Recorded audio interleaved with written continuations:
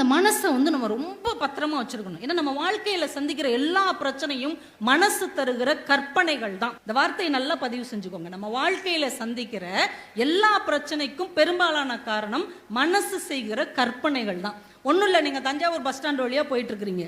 உங்கள் நெருங்கிய நண்பர் உங்களை எதிர்க்க கிராஸ் பண்ணி போகிறார். அவர் உங்களை கவனிக்கவே இல்லை, ஏதோ ஒரு பிரச்சனையில் இருக்கிறார், இல்லை ஏதோ பஸ்ஸை பிடிக்கிற அவசரத்தில் இருக்கிறார், உங்களை கவனிக்காமல் போயிட்டார். நீங்கள் கூப்பிடுறீங்க, அப்பயும் போயிட்டார். உண்மைக்கே அவர் உங்களை கவனிக்கலை, உங்கள் வார்த்தை கேட்கல. இது நமக்கு உடனே புரியும், ஏதோ ஒரு ஞாபகத்தில் போகிறான் அப்படின்னு. அடுத்து இந்த மனசு சொல்லும், அதைப்படி ஏதோ ஒரு ஞாபகத்தில் போவான், அவனுக்கு ரொம்ப திமிரு, உன்னைய பார்த்தும் பார்க்காத மாதிரி போகிறான் பார்த்தியா, அவனுக்கு ரொம்ப கொழுப்பு கூடி போச்சு. ஏன்னா அவன் இப்போ கொஞ்சம் வசதி ஆயிட்டான்ல, பணங்காசு வந்துருச்சுல.